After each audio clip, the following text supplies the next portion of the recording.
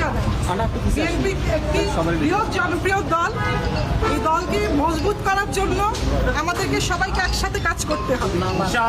আমি সেই লক্ষ্যেই কাজ করে যাচ্ছি।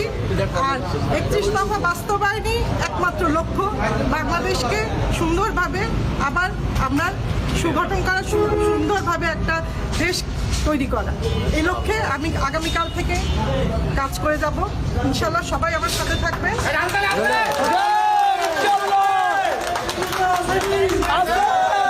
আর সবাই মানসিকভাবে প্রস্তুত থাকেন। আমাদের জননেতা তারেক রহমান এমন ডিসিশন নেবেন যেটা কুমিল্লা ৯ আসনের জন্য খুবই কার্যকর হবে। এমন একজন নেতাকে উনি বেছে নেবেন যা জনগণের পছন্দের হবে।